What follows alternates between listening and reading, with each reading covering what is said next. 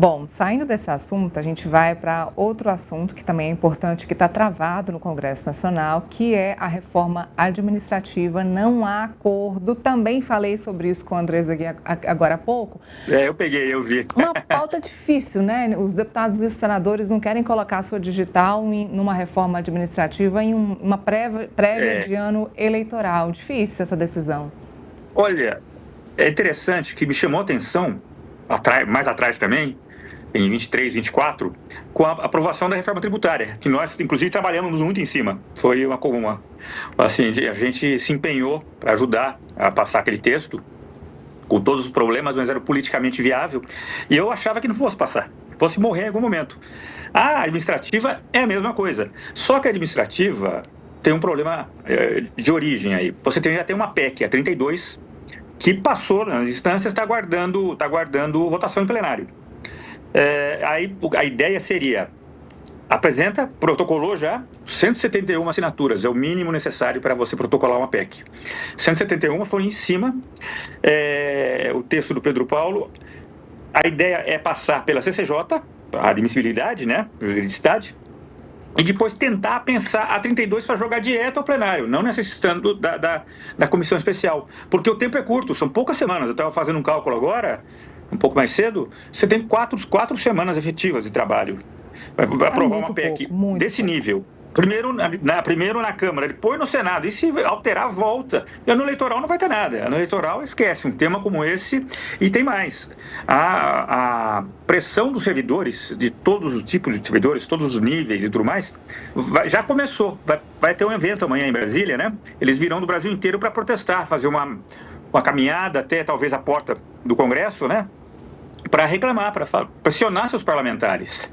E você vê que o PT mesmo não está se envolvendo nesse debate. É o Pedro Paulo, aí tem Zé Trovão. O PT não deu nenhuma assinatura, foi 0 assinaturas. A esquerda, PT, PSB, PDT, PSOL, quer dizer, PCdoB. Esse bloco não está apoiando, e parece que há uma orientação da parte do Planalto mesmo, e faz sentido. Porque o Lula não quer se indispor, os candidatos a governador, por exemplo, não querem se indispor com esse eleitorado que historicamente, ou pelo menos era, historicamente vinculado ao petismo e à esquerda em geral. Então, vai ser uma batalha complicada e demorou muito. Aí foi questão do timing mesmo, né? Que o Pedro Paulo e o colegiado lá, o grupo de trabalho, demorou muito a apresentar o texto, o combo, né, como você falou, e depois ainda, para protocolar na mesa... E ainda até a informação que eu tenho agora há pouco não foi distribuída para a CCJ, que é a primeira etapa, né? Então, o tempo cada dia vai contando, o tic-tac, né? Então, agora, como é que fica isso? Eu sou muito cético. Claro, a política surpreende, às vezes. O Severino Cavalcante, presidente da Câmara, né? Numa disputa absurda.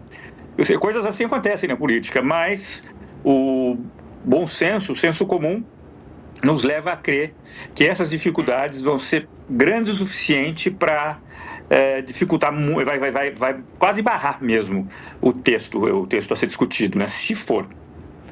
O Pedro Paulo, que é o coordenador aí do grupo, ele diz que é um projeto que não prevê tirar enfim, os benefícios que já estão previstos aí para os servidores, mas que prevê que eles têm que apresentar, tem que ter mérito e apresentar resultado. Méritos, desempenho. Isso, exatamente. Isso já mexe demais, balança muito esse coreto, né? Isso é muito complicado. E eu vejo o seguinte, o que vai ser essencial, quando for encaminhado agora para a CCJ, aí que vai ser o ponto-chave. Quem que vai ser o relator na CCJ? Que não discute mérito, mas tem que ser alguém que tenha envolvimento com a matéria. O Pedro Paulo, na condição de presidente do grupo de trabalho, coordenador, tudo, ele fica meio impossibilitado, fica uma coisa meio esquisita. Então, é o Arthur Maia, que foi o relator da 32, que está no plenário. E aí fica mais fácil, inclusive, fazer o trabalho de pensamento e já pular uma etapa importante, pula as comissões, e aí é a única chance da PEC, de fato, conseguir avançar e chegar no Senado a tempo. Para quem não entende esse trâmite dentro do Congresso Nacional, eu estava dizendo que é um combo, porque primeiro vem a PEC, né? A PEC, que é uma proposta de emenda à Constituição, ela tem que ser avaliada primeiro pela Comissão de Constituição e Justiça, para depois os outros projetos serem analisados. Então, primeiro vem a PEC, depois o resto do pacote é analisado. Mas primeiro tem que avaliar se essa proposta é constitucional ou não, porque se de fato for inconstitucional, não adianta levar isso para frente. Agora... Mas é muito difícil ser rejeitada a constitucionalidade dela na CCJ, eu acho. Deve passar, ali passa. O negócio é depois. O negócio é depois. E o que esperar de um país como o Brasil tendo uma reforma administrativa? Porque uma parcela importante da reforma administrativa diz respeito aos supersalários, né? O judiciário também não quer se movimentar. É um tabu. É um tabu, ainda tem esse problema do corporativismo do judiciário, né? O judiciário é um problema.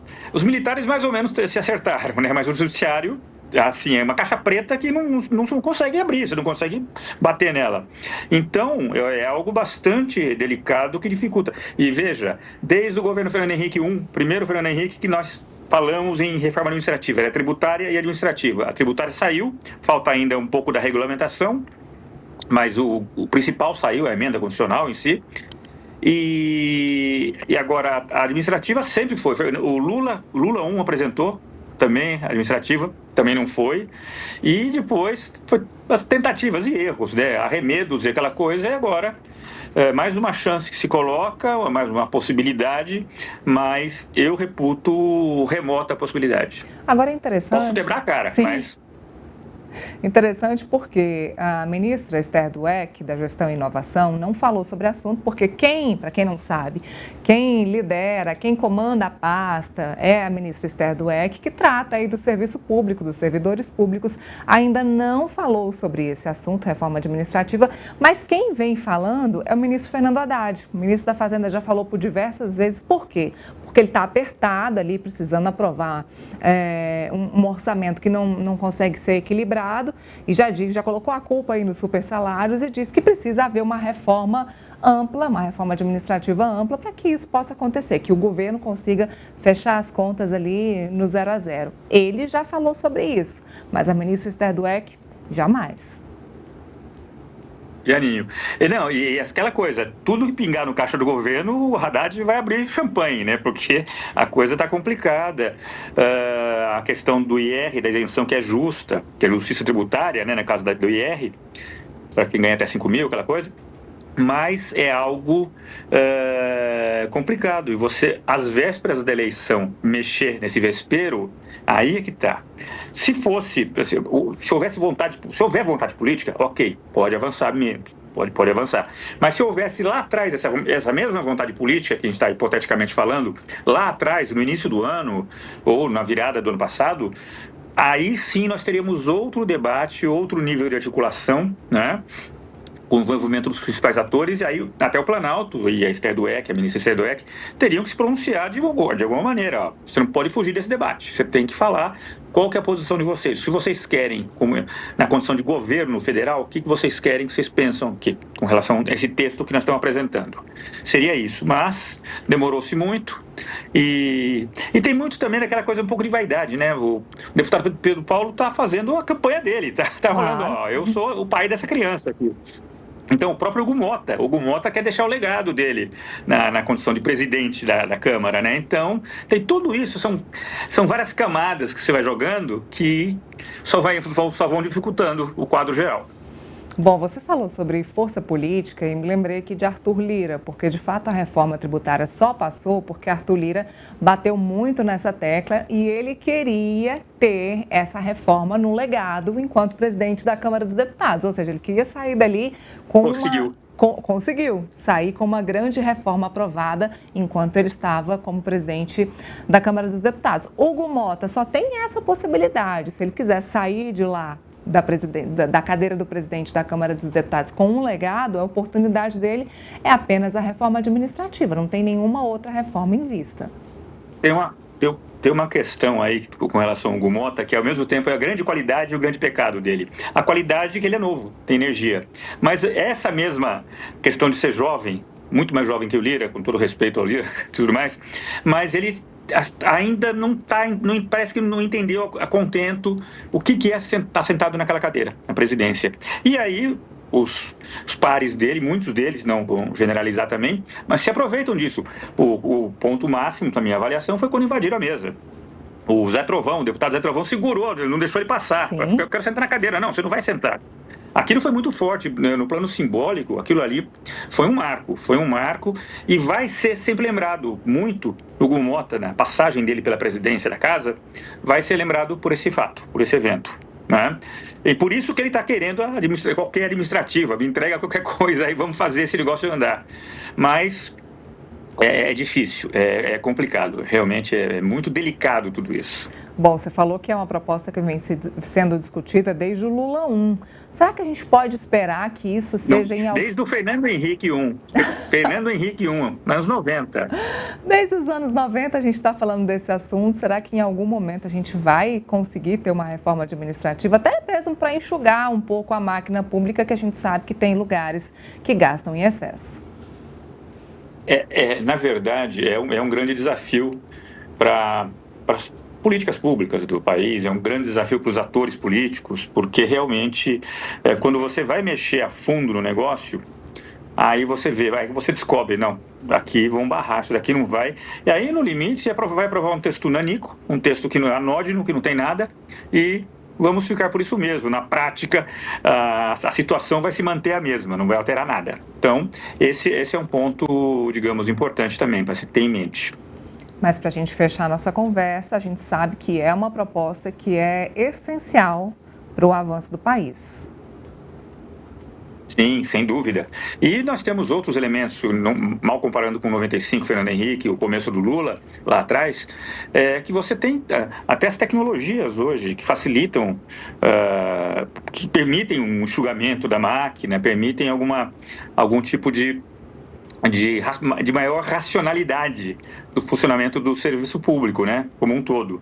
E aquela questão, né, você tem que realmente atender o cidadão.